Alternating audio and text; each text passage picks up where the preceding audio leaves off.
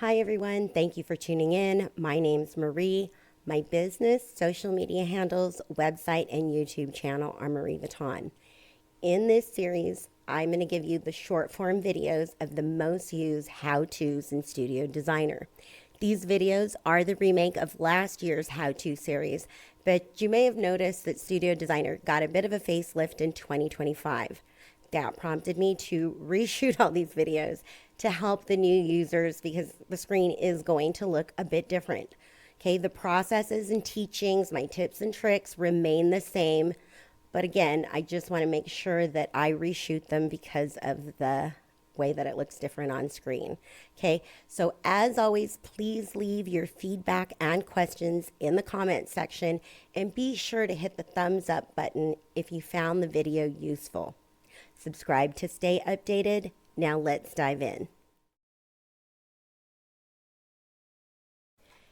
In this video, we're going to go over how to post a client retainer. From the home screen, I'm going to select the $ icon and go to Money In. From Money In, I'm going to select Receive Client Payment. I'm going to put the posting date, the date that we received it. I'm going to designate that it's a check payment.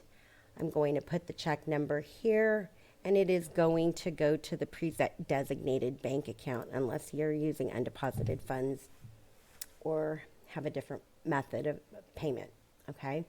In this case, I'm going to go ahead and put $5,000 since that is the retainer amount, and you'll see that it already defaults to receive client payment, so I will put receive client retainer payment, check 123, okay? Whatever you designate here, it does kind of put in a pre-formulated posting, okay?